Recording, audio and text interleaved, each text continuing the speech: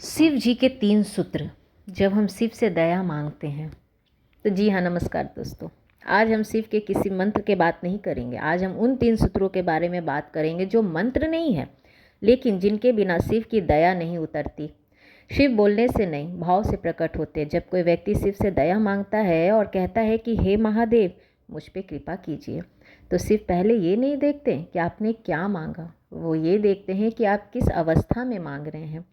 आज मैं आपको सिर्फ से वही 3 आंतरिक सूत्र बताऊंगी जो दया मांगते समय बोले जाते हैं, चाहे शब्दों में हो या भाव में हो। तो पहले तो ये जानिए कि सूत्र क्या होते हैं।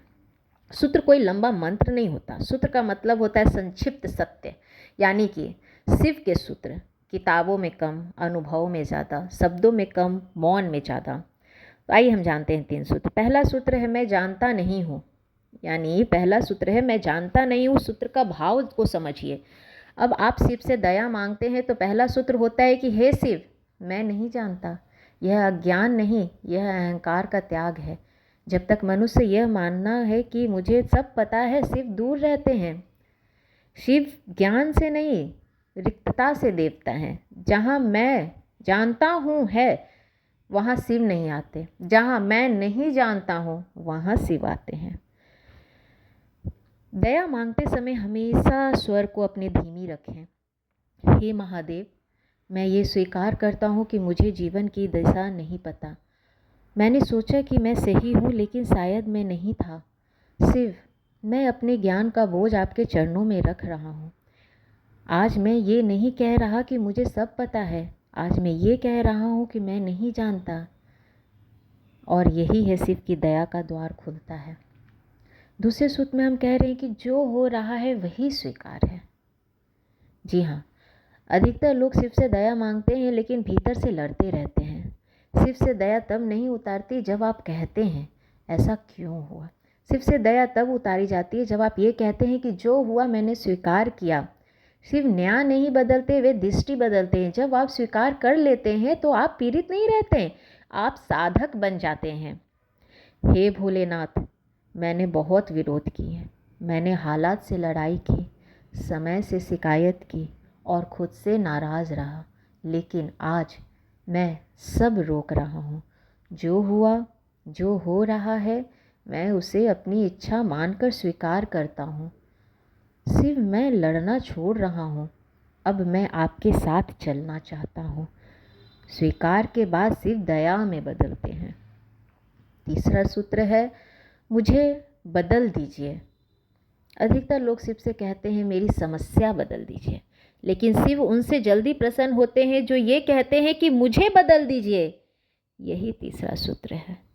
शिव संसार नहीं सुधारते, वे साधक को गतारते हैं। जब साधक बदलता है तो संसार अपने आप बदल जाता है। आइए दया मांगिए तीसरे सूत्र में। हे शिव, मैं आपसे सुख नहीं मांगता, मैं आपसे शक्ति मांगता हूँ। मैं आपसे हालात बदलने की ज़िद नहीं करता, मैं आपसे खुद को बदलने की प्रार्थना करता हूँ। यही भीतर है क्रोध जो मुझे शांत कीजिए। यदि मेरे भीतर है अहंकार तो मुझे तोड़ दीजिए, और यदि मेरे भीतर भय है तो मुझे निर्भय कीजिए। हे महादेव, मुझे बदल दीजिए।